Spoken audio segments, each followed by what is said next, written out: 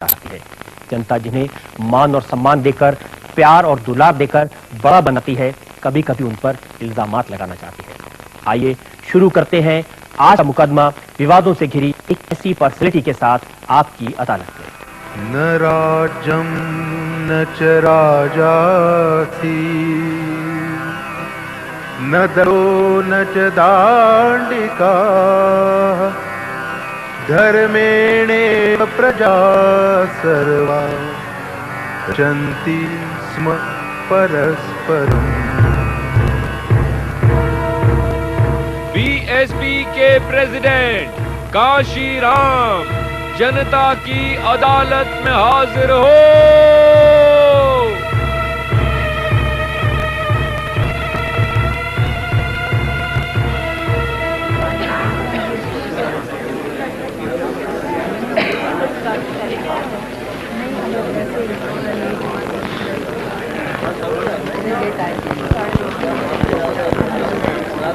कार्रवाई शुरू की जाए। पार्टी के नेता काशीराम उत्तर प्रदेश असेंबली के चुनावों के बाद से लगातार खबरों में बने हुए हैं। पंजाब के खवासपुर गांव में एक रामदासी सिख परिवार में जन्मे काशीराम कुछ समय रिपब्लिकन पार्टी ऑफ इंडिया के साथ जुड़े रहे।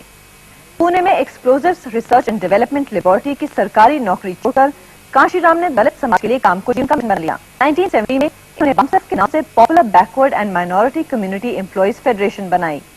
1981 में दलित शोषित समाज संघर्ष समिति फॉर्म की, जिसे DS4 के नाम से जाना गया। राजनीतिक कामों के लिए काशीराम ने बहुजन समाज पार्टी फॉर्म की। 1984 में पहली बार BSP ने 207 सीटों पर चुनाव लड़ा तो सब जगह उसकी हार हुई थी, लेकिन काशीराम ने आज BSP को एक पॉलिटिकल फोर्स के रूप में खड़ा कर दिया है। उत्तर प्रदेश में BSP डिसाइसिव पोजीशन में है। पंजाब और मध्य प्रदेश में भी काशीराम का असर है। आज काशीराम अपना मुकदमा खुद लड़ेंगे। जज हैं सीनियर जर्नलिस्ट प्रभाष जोशी और जनता की ओर से सवाल पूछेंगे रजत शर्मा।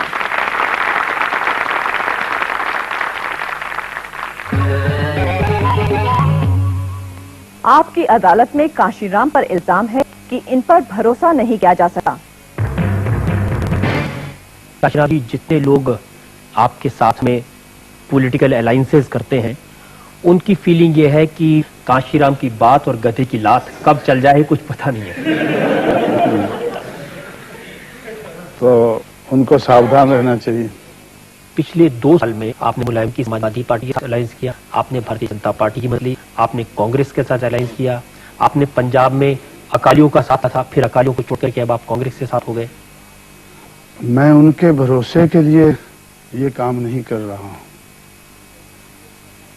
मैं इस देश के दबे कुचले इंसान को, जिसकी संख्या 100 में से 25 है, इस देश का हुक्मरान बनाना चाहता हूं। मुलायम सिंह से जब आपने समझौता किया उत्तर प्रदेश में, तो कहा कि हम बीजेपी को रोकने के लिए मुलायम सिंह का साथ ले रहे हैं। फैमिली मोटिव था आगे बढ़ने के लिए, और जो उस मौके के जो हालात थे, उन हालात को देखते हुए उस वक्त वो करना जरूरी समझा।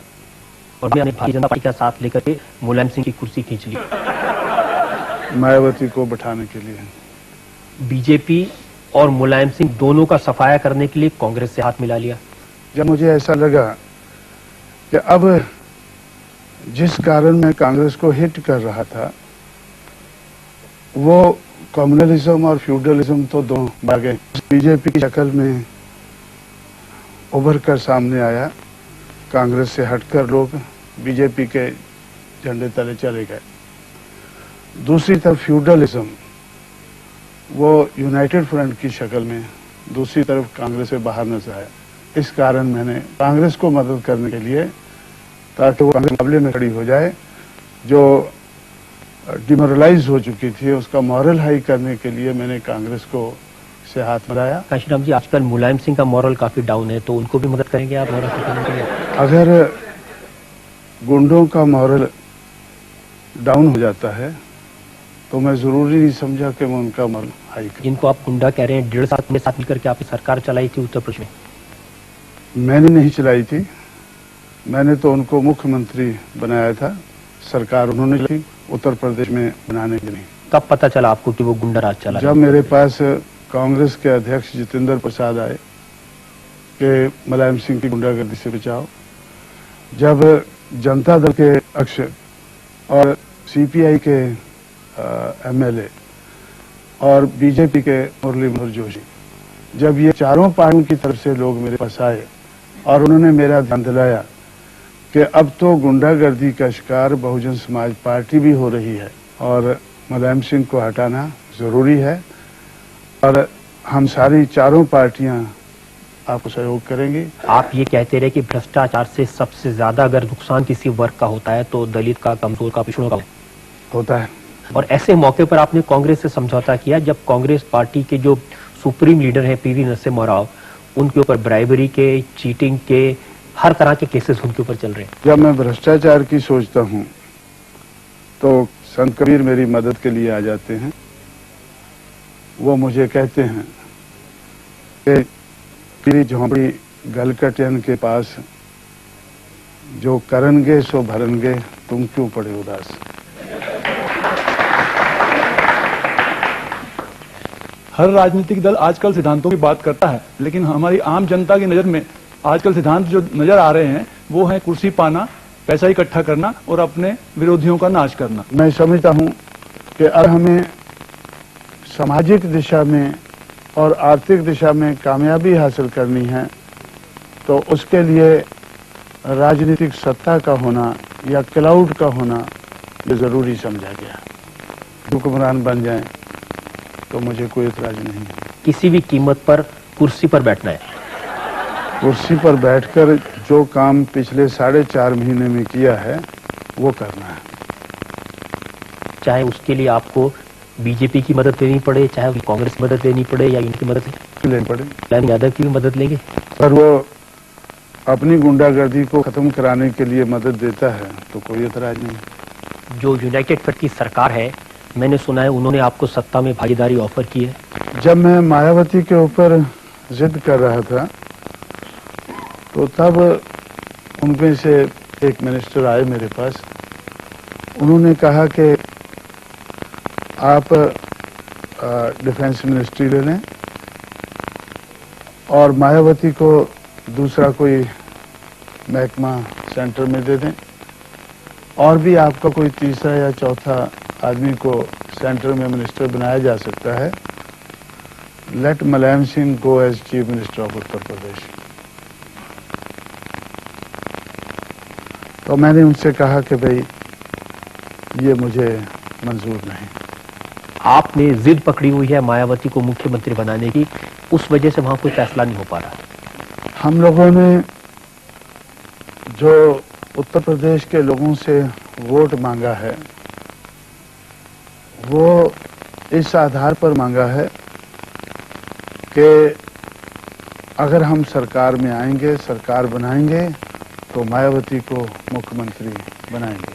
हम उनको निराश नहीं करना चाहते। लेकिन आप ये भी तो देखेंगे ना कि आपकी पार्टी को उतने एमएलए नहीं मिले कि आपकी अपनी सरकार बन सके, और आप खुद ही ये कहते थे कि जिसकी जितनी ज्यादा संख्या होगी उसकी उतनी हिस्सेदारी होगी। जो लोग सेंटर में हिस्सेदारी लिए बैठे हैं तो उनको स्टेट के लिए हमें हिस्सेदारी दे देनी चाहिए। कांग्रेस और बीएसपी मिलकर सरकार नहीं बना सकती।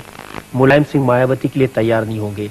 भारतीय जनता पार्टी अपनी सरकार बनाने की कोशिश कर रही है। हो सकता है वो कोशिश छोड़ दे, हमारी सरकार बनाने की कोशिश में लग जाए। भारतीय जनता पार्टी से आपको कोई बातचीत है इस बारे में?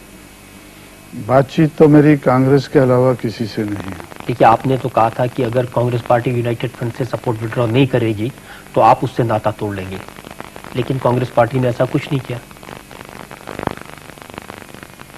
तो ये सारी बात को ध्यान में रखते हुए हमने सोचा है कि जो कांग्रेस से हमने उत्तर प्रदेश में नाता जोड़ा था और उसके बाद पंजाब और मध्य प्रदेश में उसको बढ़ाना था और उसके बाद फरवरी मार्च में होने वाले पार्लियामेंट के चुनाव तक उसको चलाना था, तो उसके बारे में हमने सोचना बंद कर दिया है।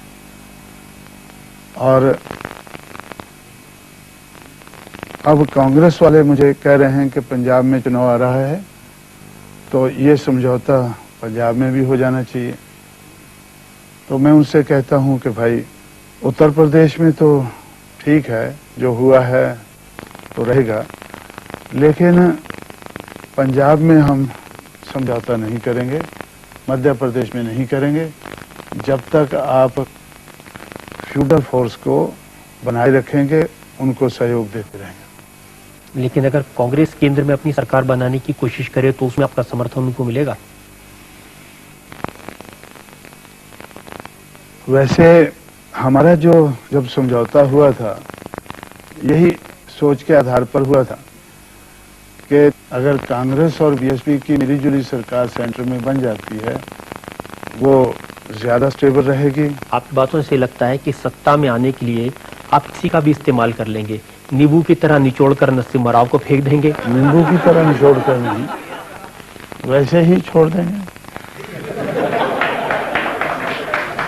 निचोड़ने की क्या जरूरत है?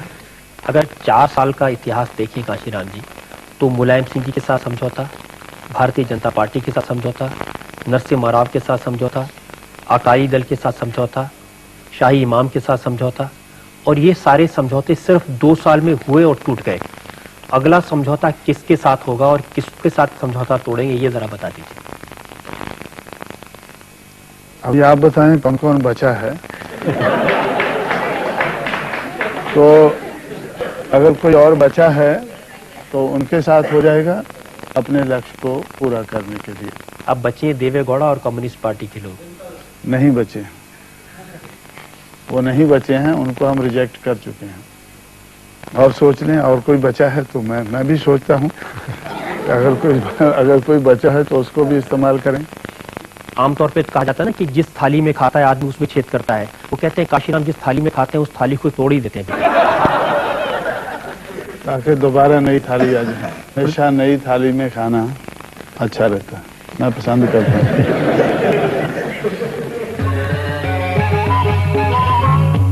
आपकी अदालत में काशीराम पर जनता के इल्जामात और सवालात का सिलसिला जारी रहेगा ब्रेक के बाद।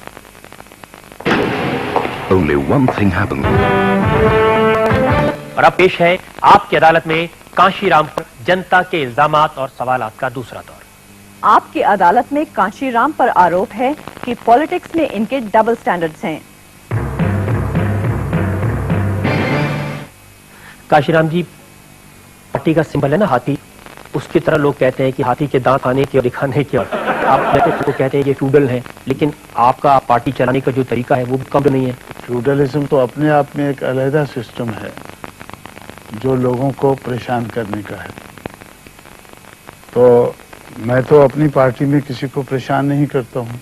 ऐसे कई सारे नाम हैं जो DS4 के समय आपके साथी थे। राज बहादुर हैं, जंग बहादुर पटेल हैं, दीनानाथ भास्कर हैं, शिवराम कुशवाहा हैं।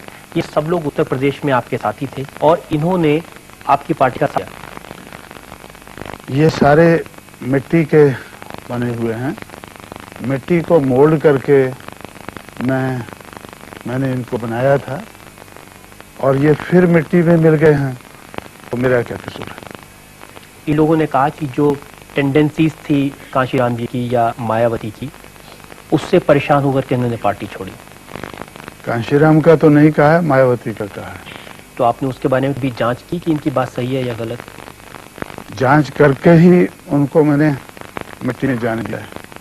मैं आपको एक और उदाहरण देता हूँ। मसूद का, जिनको आपने मंत्री बनवा था उत्तर प्रदेश की सरकार में, उन्होंने कहा कि जब मायावती मुख्यमंत्री थी तो वो कुर्सी पर बैठती थी और कैबिनेट मिनिस्टर को नीचे जमीन पर बैठने को कहा जाता था, उनको ह्यूमिलेट किया जाता था। ये सही हो सकता है कि मसूद जैसे लोग जो साइकोफेंट हैं वो आते ही उनके पैरों को हाथ लगाएं और कुर्सी सामने पड़ी देखकर भी वो नीचे बैठ जाएं। पार्टी की जब मीटिंग्स होती हैं उसमें आप और मायावती कुर्सी पर बैठते हैं और बाकी सबको नीचे बैठना पड़ता है।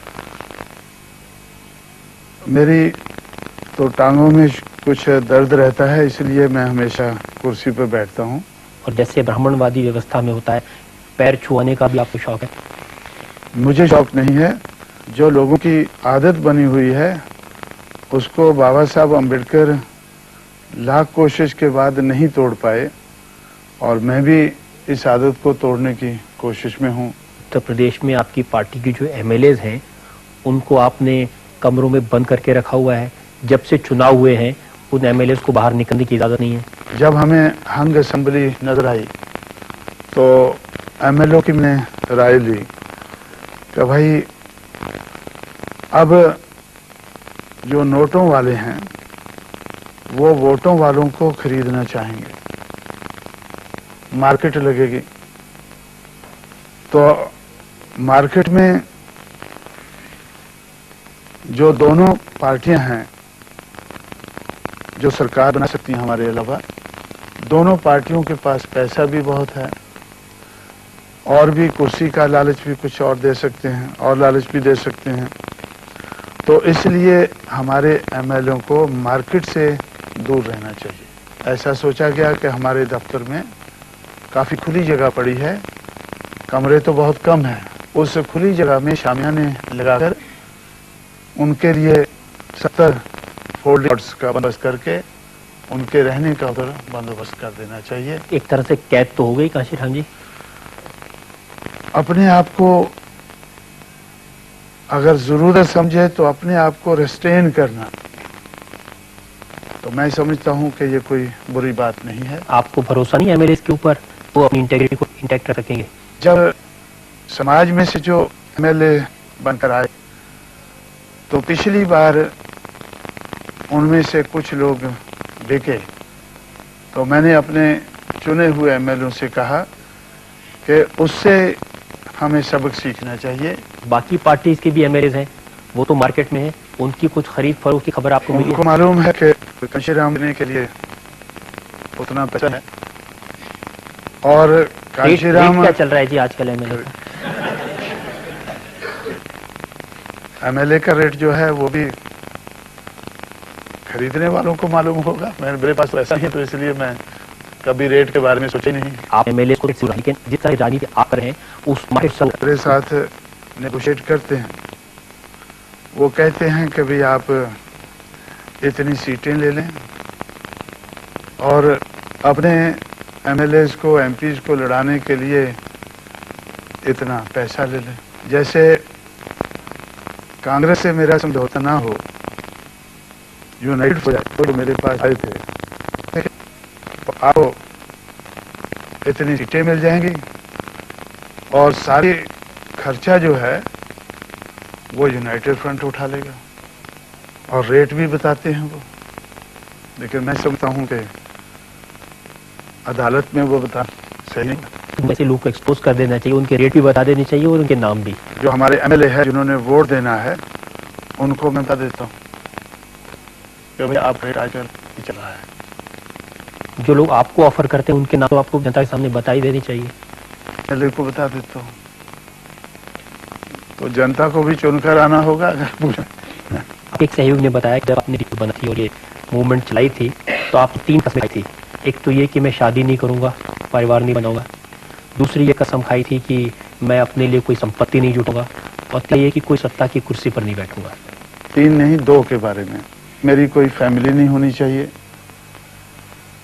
लेकिन मेरे ऊपर कोई पैसे का कभी इल्जाम नहीं लगना चाहिए, इसलिए मेरी कोई प्रॉपर्टी भी नहीं होनी चाहिए। मुझे कुर्सी पे नहीं बैठना है ये तो मैंने कभी नहीं सोचा था। ये सोचा था कि मुझे कुर्सी पर ही,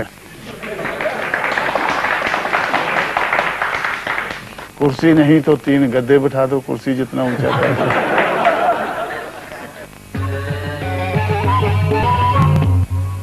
और अब वक्त है एक ब्रेक का। ब्रेक के बाद हम फिर हाजिर होंगे काशीराम के साथ नए इल्जाम में। अगला इल्जाम काशीराम पर।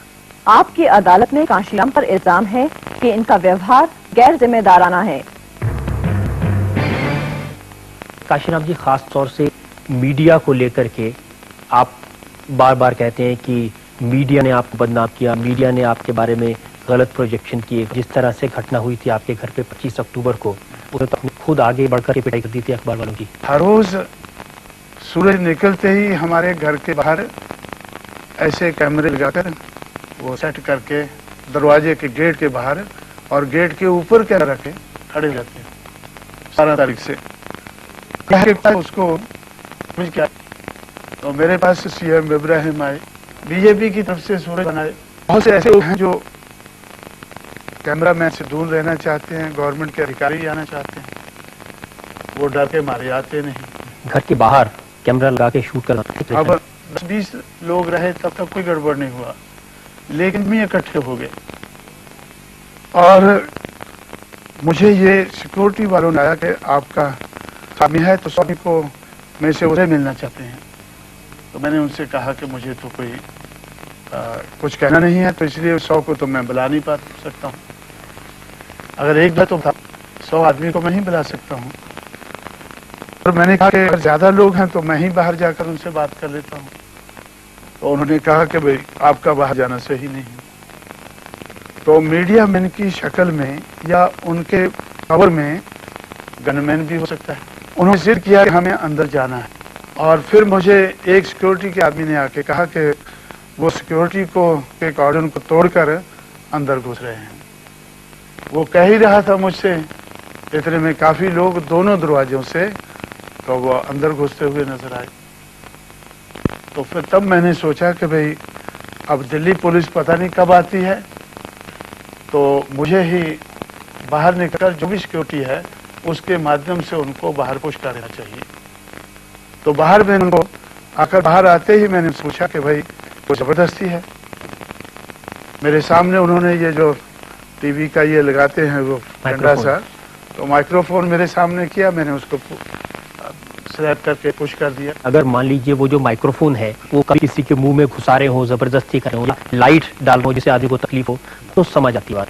लेकिन उनका कहना था कि काशीराम जी अंदर से आए और आपने पूछा क्या बात है और एक चपत लगा दिया। मैंने चपत नहीं लगाया, उसको हटाया ऐसा, और मुझे पुलिस वालों ने वो वीडियो कैसेट दिखाई है। काशीराम जो रिकॉर्डिंग मेरे पास भी है, आप चाहें तुम लोगों को यहाँ दिखा सकते हैं। क्या बात है भाई, क्या बात है, क्या बात है, क्या बात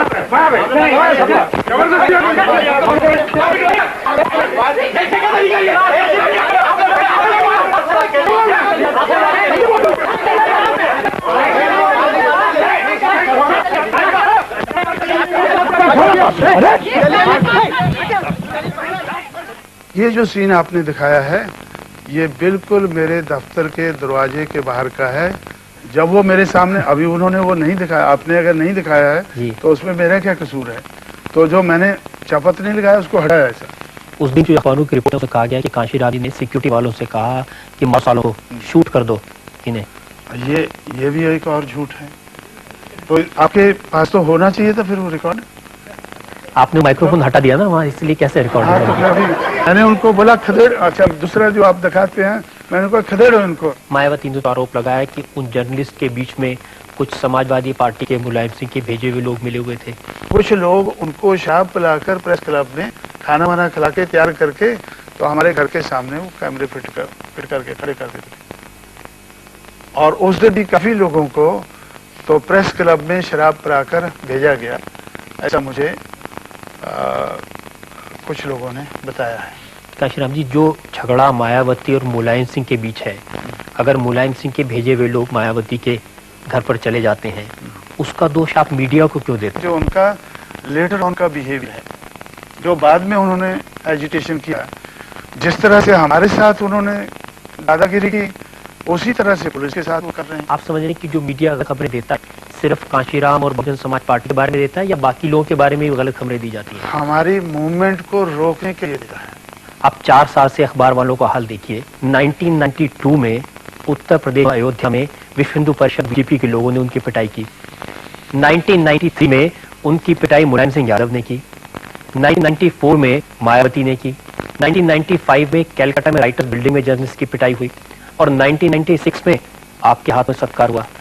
अगर बीजेपी के मूवमेंट के ऊपर हल्ला होता है तो बीजेपी देखती है, अगर कम्युनिस्टों की मूवमेंट पे हल्ला होता है तो कम्युनिस्ट देखते हैं, अगर मुलायम सिंह की मूवमेंट पे हल्ला है तो मुलायम सिंह देखते हैं, अगर कांशीराम की मूवमेंट पे हल्ला होता है तो कांशीराम को देखना। तो अखबार वालों को हर हालत में पिटना ही पिटना है? नहीं, जरूरी नहीं है, पिटने का काम ही नहीं करना चाहिए।